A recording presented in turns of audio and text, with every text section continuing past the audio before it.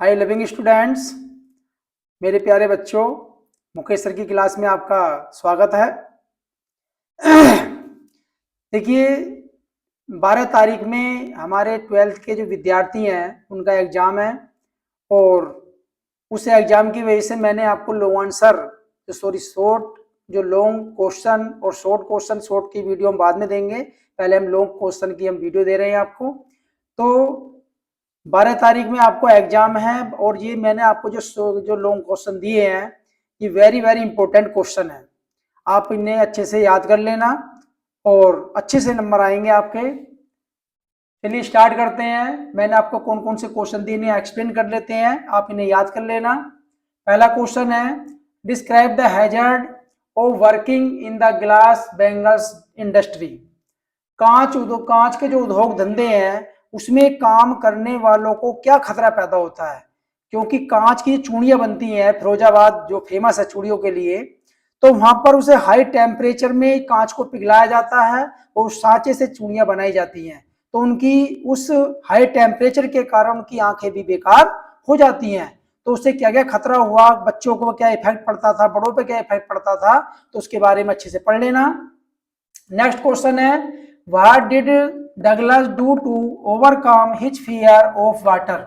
जो William Douglas था ये पानी से जो इतना डरता था, तो पानी के भय जो उसके अंदर था उसने उसे दूर करने के लिए क्या क्या किया, उसने बहुत प्रयास किया। विलियम सी डगली जब छोटा बच्चा था अपने पिता के साथ घूमने गया था समुद्र के किनारे, तो जब समुद्र की लहरें इतनी तेज आई तो उसे पानी में अपने साथ ले गई और लेने के बाद जब लहरें वापस चली गई तो जब वो खड़ा हुआ तो वो बेहोश होने लगा। तो कहा कि उसके पिताजी हंस रहे थे, तो कहने लगा कि पापा आप हंस रहे हो और मुझे जो पानी ने अपने अंदर समेट लिया था।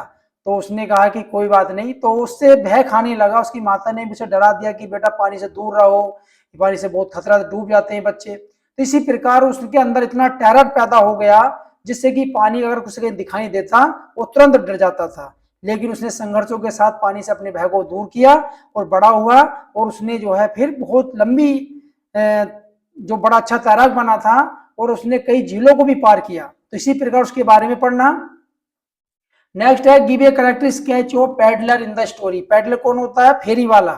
फेरी वाला कौन होता है? उसमें रैट ट्रैप था जो चूहेदान बना करके बेचा करता था, लेकिन वो कभी कभी चोरियां भी कर लेता था, तो इसलिए जो उन्हें क्लियोपेट्रा के घर की चोरी की थी।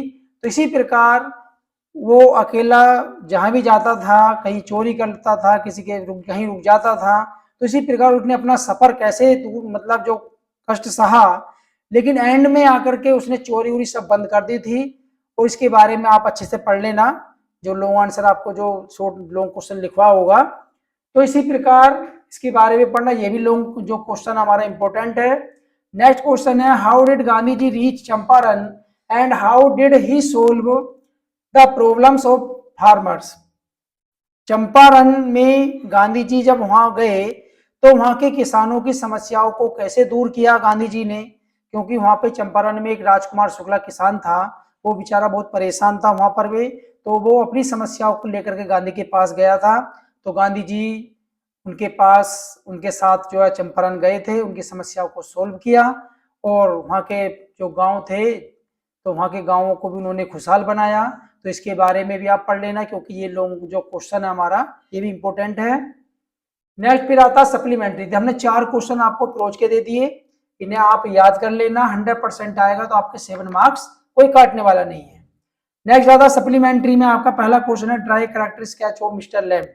अब मिस्टर लैम्ब कौन था? ये आर्मी सेना में था पहले, और ये जब ये आर्मी सेना में लड़ाई कर रहा था अपने देश के लिए तो उसकी उसने टांग गवा दी थी और टांग फिर उसने टीन की लगवाई। तो इस प्रकार वहां के जो बच्चे थे ना वो लेमी मैम कहते थे, लंगड़ा लैम बुलाते थे, लेकिन वो चिढ़ता नहीं था क्योंकि घर में वो अपना अकेले रहता था और घर में जो पर्दे लगे हुए थे उन्हें कभी भी वो लगाता नहीं था, उन्हें जो है साफ रखता था पर्दों को। क्यों? क्योंकि उससे आवाज आती थी, पक्षियों की आवाज आती थी, बच्चों की आवाज आती थी, तो अपने मन को वो बहलाते लेता था। तो इसी प्रकार उसने डेयरी का भी, जो डेयरी था इसमें एक छोटा बच्चा, तो मिस्टर लैम ने जब वो डेयरी का फेस जो जला हुआ था तेजाब से जल गया था तो उससे लोग चिढ़ते थे, लोग कहते थे कि भाई ये बच्चे को तो अस्पताल में होना चाहिए, ये इससे तो हमारे बच्चे भी डर जाएंगे। तो इसी प्रकार वो बच्चों से भय खाता था और बड़ों से भी।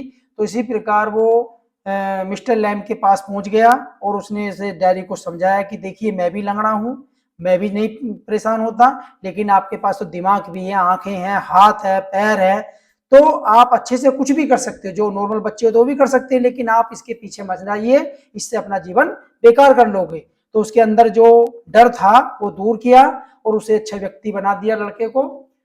नेक्स्ट है आपका dry character sketch of doctor सदाओ। अब डॉक्टर सदाओ ये जापान का रहने वाला था, अमेरिका में डॉक्टरी करने गया था। तो उसके पिता का सपना था कि मेरा बेटा डॉक्टर बने। तो उसने डॉक्टरी की पढ़ाई की और वहां से जब पढ़ा तो वहां पर वो साइंटिस्ट भी बना। और बनने के बाद वहां पर जो जापान की लड़की थी जो अमेरिका में डॉक्टरी कर रही थी, जिसका नाम था हैना, तो वो भी उसे वहां मिली। तो वो उससे शादी करना चाहता था, लेकिन उसके कोई रीति रिवाज थे। उसके फादर ने कहा था कि बेटा अपने जापान से शादी, जो जापान की लड़की हैं अपने देश से ही करना, विदेश की लड़की से शादी मत करना। तो जब उसने उसकी इंक्वायरी की तो पता चला कि ये भी जापान की है। तो उस प्रकार जब उन दोनों में प्यार हुआ तो वो उन्होंने शादी कर ली थी। तो लेकिन जब वो वहां पर आए जापान में तो उनके पिताजी वहां से, मतलब ऐसा मानो उनके पिताजी एक्सपायर हो गए थे। तो पिताजी को अपने बेटे को देख नहीं पाए कि मेरा बेटा साइंटिस्ट बना है या डॉक्टर बन गया है। तो वो जापान में रहने लगा और उसने जापान का जो अमेरिका का एक सैनिक था टॉम, जिसका नाम था, तो वो पानी में समुद्र में समुद्र के किनारे बहता हुआ आ गया, तो उसकी गोली लगी हुई थी। तो जब उन्होंने देखा कि भाई ये कौन, पता नहीं कोई जानवर है, पता नहीं कोई या नाविक है, वो समुद्र किनारे पड़ा हुआ है, चलो चल के देखते हैं। ये दोनों घूम रहे थे, हैना और डॉक्टर सदाव। तो ये दोनों पकड़ कर उन्होंने देखा कि ये तो अमेरिकन है, ये तो हमारा दुश्मन है, क्योंकि उस टाइम में युद्ध छिड़ा हुआ था अमेरिका में और जापान में। तो उन्होंने कहा कि चलो हमारा कर्तव्य क्या बनता है, किसी मरीज को बचाना, या फिर जो कोई घायल हमारे सामने आ जाए उसको हमें बचाने का काम हमारा कर्तव्य है। तो पहले हम इसे बचाएंगे, उसके बाद हम इसे पुलिस के हवाले कर देंगे, जैसे भी होगा बाद में देखा जाएगा, पहले इसका हम ट्रीटमेंट करते हैं। तो इसी प्रकार उसने अमेरिकन जो सैनिक था उसकी सेवा की, उसे बचाया और उसे बचा करके बाद में उसे अपने देश से निकाल भी दिया था कि आप चले जाओ अगर आप बचना चाहते हो, वरना यहाँ मारे जाओगे। तो इसी प्रकार उन्होंने अपने कर्तव्य को अच्छी तरह से निभाया। नेक्स्ट है how is the study of Antarctica useful to us. देखिए अंटार्कटिका की जो स्टडी करने वाले में हमारे लिए क्यों लाभदायक है, क्योंकि अंटार्कटिका एक बहुत ही कोल्डेस्ट ड्राईएस्ट प्लेस है जहां केवल बर्फ ही बर्फ दिखाई देता है। और उसके बारे में वहां जाके जाते हैं तो वहां पर एक अभियान चलाया था स्टूडेंट्स ऑफ आइस। तो वहां पर उन्होंने कहा कि जो हाई स्कूल के विद्यार्थियों को ले गए थे, तो उनका मेन पर्पज क्या था कि जो हमारे हाई स्कूल के विद्यार्थी अगर वो वहां जाएंगे तो वहां पर अगर वो सीख कर आएंगे तो वो हमारे जो वो बच्चे दूर अपने देश में भी और दो दूसरे देशों में भी जाएंगे तो उसके बारे में बताएंगे कि अंटार्कटिका जो वहां पर बर्फ पड़ रहा है कि वो इतना सुंदर स्थान है और जिससे वो धीरे धीरे खंडित हो रहा है, तो इससे हम अपने देश को बचाना है। तो उसके बारे में आपको इसके बारे में पढ़ना, ये भी लोग क्वेश्चन जो आपका इंपॉर्टेंट है। नेक्स्ट क्वेश्चन है dry character sketch of tiger king in your own words. अपने शब्दों में टाइगर किंग के बारे में लिखना। देखिए टाइगर किंग कौन था। टाइगर किंग एक छोटा बच्चा जब मुझे पैदा हुआ था, तो अब ये जब उस टाइम छोटा था, ऐसा मानो 10 दिन का, तो एक जो वहाँ के जो मतलब एस्ट्रोलॉजर आते हैं भविष्यवाणी करने कि यहाँ पे बच्चे का चलो नामकरण संस्कार करते हैं, देखते हैं क्या होता है। जो उसकी हाथ की रेखाएं देखी तो उन्हें लगा कि भाई इसकी मृत्यु टाइगर से होगी। तो लेकिन जब वो वहां पर उन्होंने सबके सामने कहा कि भाई इसकी मृत्यु होगी, तो बोले कैसी होगी, तो बोले बस इसकी टाइगर से होगी। अब ये 10 दिन का बच्चा बोल पड़ा कि टाइगर किंग से कैसे होगी, तो उसने भविष्यवाणी की। तो उन्हें सब कुछ सब देख चौंक गए देख करके भी ये कौन कह रहा है। तो टाइगर किंग ने कहा, जो वो पालने में झूल रहा था 10 दिन का बच्चा था, उसने कहा कि मैं बोल रहा हूँ, मेरी तरफ देखिए। अब ये तो कोई ज्यादा बढ़िया बात नहीं हुई कि हाँ भाई ये मृत्यु तो जब इसका जन्म हुआ तो मृत्यु तो होनी है, लेकिन कैसे मृत्यु होगी इसके बारे में बताइए आप। अब इतना इंपॉर्टेंट क्वेश्चन जब मालूम किया तो सारे जो एस्ट्रोलॉजर थे वो घबरा गए, अरे ये तो पता नहीं कैसे हुआ। तो उसने फिर प्रतिज्ञा कर ली कि जितने भी टाइगर हैं उन्हें सावधान हो जाना चाहिए कि जब मैं बड़ा होऊंगा तो मैं सारे टाइगरों को मार दूंगा। तो उसने 99 टाइगर मार दिए थे बड़ा होकर के। 18 साल के बाद जब बड़ा हुआ, उसका शादी भी हो गई थी, तो जब एक टाइगर रह गया तो उसने जब कुछ टाइगर मारे 70 के आसपास, तो उनने जो है एस्ट्रोलॉजर को बुला लिया जो ज्योतिषी थे कि भी तुमने कहा था कि मेरी मृत्यु टाइगर से होगी और देखो मैंने इतने टाइगर मार दिए हैं। तो उसने कहा कि आप 99 टाइगर तो मार दोगे, लेकिन 100वां टाइगर जो अगर मारोगे उसे नहीं मार सकते आप। अगर तुमने 100वां टाइगर मार दिया ना तो मैं अपनी भविष्यवाणी छोड़ दूंगा, अपनी चुटिया कटवा लूंगा, अपने बाल कटवा लूंगा, अपनी जो मेरी जो भविष्यवाणी जो बुक है इनमें आग लगा दूंगा। तो बोले ठीक है, तो बोले आप सचेत हो जाइए, मैं उन्हें मारूंगा। अब उसके बाद वो 100वां टाइगर को मारता भी है, लेकिन अपने बच्चे का जन्मदिन मनाने के लिए जब वो कहता है कि जब 100वां टाइगर उसने मारा नहीं था लेकिन मारा तो सैनिकों ने था, तो वो लकड़ी का टाइगर लेकर आता है अपने बच्चे को देने के लिए जन्मदिन पर।